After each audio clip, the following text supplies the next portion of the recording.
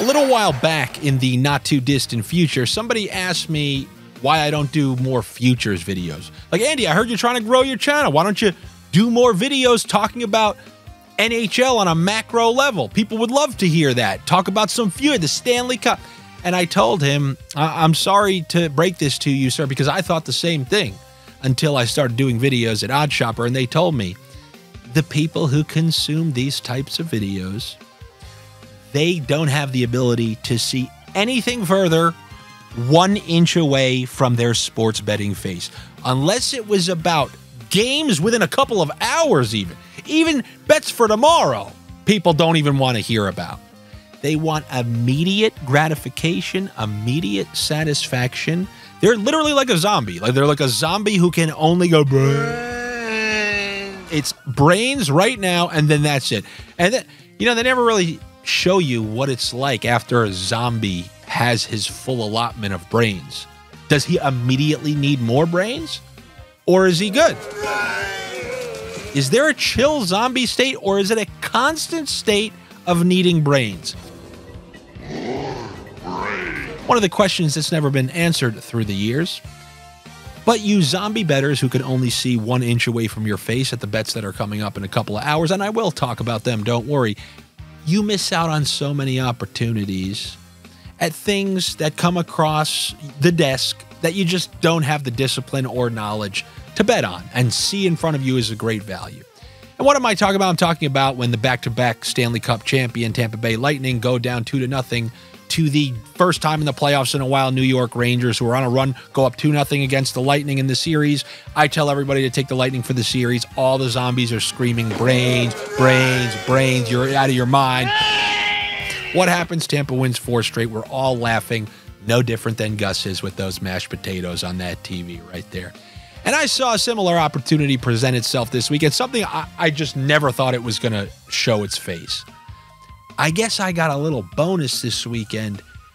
The Washington Capitals, the unbelievably awful, go look at their goal differential amongst like the bottom 4 teams in the league, bottom across the analytical board, awful, old, gross Washington Capitals managed to win a couple games in a row. And I didn't think I would see the day that their price to miss the playoffs went from like minus 325 10 days ago to plus 115. So I do want to congratulate some of you zombies out there. I think one of you idiots got a job at one of the sports books because only a zombie would set it at that price. And as soon as I saw it, it was an immediate 1,000. I didn't even have to think. It was just, it was knee-jerk reaction. Doctor touches your knee, 1,000 on Washington to miss the playoffs. So I got that bet in, and the only reason it wasn't 3 times that is because the Washington Capitals are playing the team that they're fighting for that spot with, although some teams could go on a run and try to weasel in there at the end.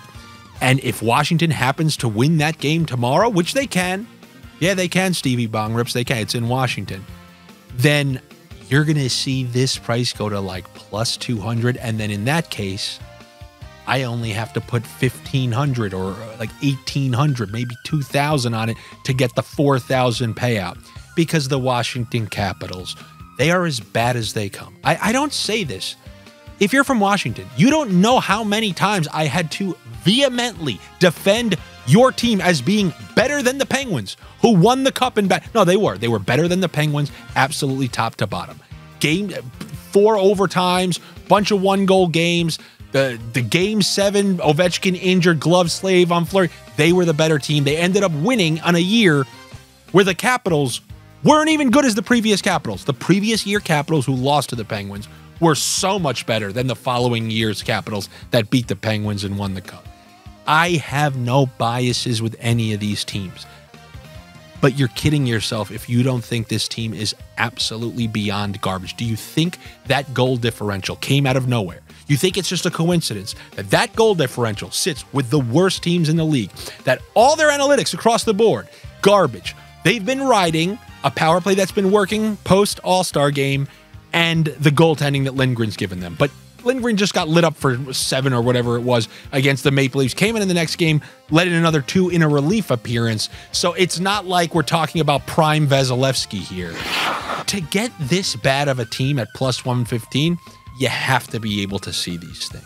And if you're one of the conspiratorial-minded bettors, which I know almost every single one of you are, everything's rigged. Everything's rigged. A game just, it was 5-2. Oh, that's so rigged. That's so rigged because they knew me and the other guy had the under 6.5 and the 2 empty. It's rigged. So if you like to be of a conspiratorial mindset, then why don't you ask yourself which team making the playoffs you think works wonders for the NHL? If you're a ref in those final 2 games that are going to decide this, let's say Washington and Detroit are tied, who do you think is getting those penalties? Now, I don't believe in any of that nonsense, but for the conspiratorial-minded lizard people, go ahead, you can take that and run with it. And if you need a little extra convincing, the Washington Capitals have 2 left with the Bruins. They're going on the road to Toronto, on the road to Carolina, 2 with the Detroit. They better hope they beat the Detroit Red Wings tomorrow, because if not, you could already cash that bet. They don't beat the Red Wings tomorrow, cash that bet. It's an absolute winner. Anyway, this is something I'm thrilled about. Go ahead, don't join me. I know waiting a few weeks to win a bet is just out of this world. There's a reason I'm in this chair, and there's a reason you're in a place I never want to see on camera. Anyway, going to these games on a Monday, the reason I just took so long ranting is because there couldn't be an easier slate to figure it out. What's the formula last couple of weeks? Come on, don't say it. Don't you say it. No, I'm saying it. Don't you know? Pump it up. Don't you know? Pump it up. You got to pump it up. Under 6.5 in both of these games. Yeah, both of them. You'll probably have to sweat a little bit more with the Blues game, but you're talking about the Golden Knights, and they are going to be playing Logan Thompson. Something happened with Aiden Hill at the end of the game there.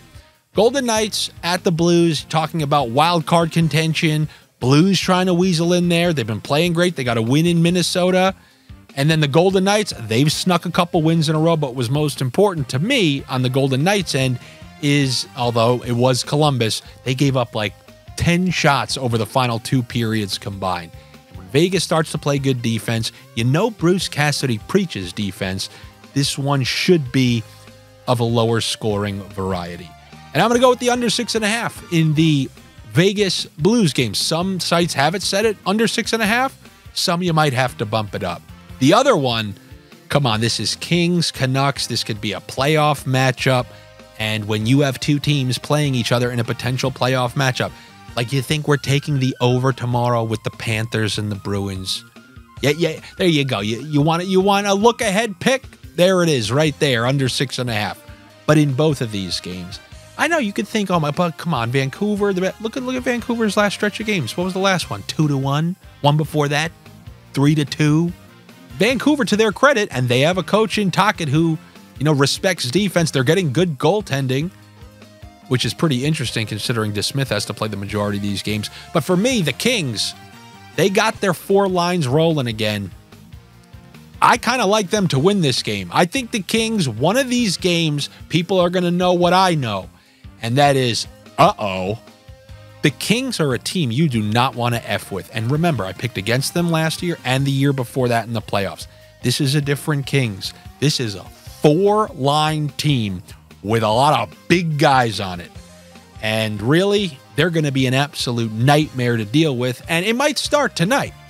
I do think the Kings are going to win this game, but I'm going to take the under 6.5. The bump it up under 6.5. And then something that I've been tracking is when they do have a full roster and they don't use the 11 forwards, 7 defensemen, so your forwards have more opportunities to shoot because the wingers get a little extra ice time. Arvidsson's back, so you got 12 forwards. I've been betting the under 2.5 shots on goal for Byfield because he's up there with Kempe and Kopitar. Kempe's obviously the sniper on the line, and if you're going to diminish his minutes just by a little bit, then I'm going to go with the under 2.5 shots on goal. And also, Arvidsson being back puts Arvidsson on the top power play, removes Byfield from the top power play, so there's not going to be some little play where he gets a little tip and it goes in or something. Just reducing the opportunities to get those shots on goal in a game that I think should be more defensive. I'm going to go with the under 2.5 shots on goal for Quinton Byfield in that game versus the Vancouver Canucks. And then also, both of these games have great FanDuel opportunities to use my snake tricks to knock down those unders, especially in the later game. Kings, Canucks, no goal in the first 5 minutes, under 6.5. That will take it to plus money. And another great thing about FanDuel Sportsbook, as I mentioned to you guys, you can take under on goals for players. So give me the under on goals for Dubois on the Kings. No goal in the first 5 minutes, under 6.5. You can put that one in, and if you want, you can throw a little Dubois under. Or, I mean, they allow you to take the under on shots on goal there as well, so you can take the under 2.5 shots on goal for Quentin Byfield. And that's what I have for you here on a Monday. Good luck to you. Better luck to me. I really want you Capitals fans. Like, if you watch this long enough, you're going to realize a year or two from now that I'm not going to be talking about the Washington Capitol. It's the teams in the moment. I just say what is the truth and what it is, and then people just go nuts. They start screaming as if I'm attacking their team. Now I finally know how Collinsworth feels. When everyone tweets that Collinsworth hates their team, I don't give two rats' asses about your team. All right, guys, do me a favor as always. Make sure that you are subscribed here to my YouTube channel. Click the like button, you know, comment some meaningless things that help out. You see the views on these videos. I'm not the hockey guy, that old guy with a big whiteboard and whatnot, but I'd like to be. I do have a whiteboard over here. It's called the Sweet Chin Board. I think have I ever shown that? Well, it's got Shawn Michaels kicking Marty Jannetty through a window, and I created it.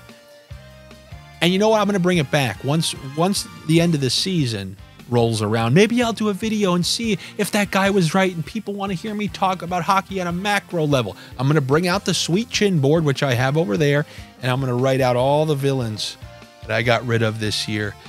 And although the Capitals aren't one of my villains, the zombies who think betting against them is stupid are. Hopefully, I will see you guys tomorrow. I know I will, because there's a big slate of games. As always, if you guys want the additional picks and whatnot, you join the Patreon. The link is down below. My face comes up on like a $100 bill at the end of the video. You can click that, or you can go to patreon.com/Andy Francis. Just want to remind you, there's going to be no videos Thursday or Friday. Oh my God! Relax, zombie. There will be plenty of brains for you after that, but I will post the picks on the Patreon over that stretch of time. All right, guys, I'll see you tomorrow.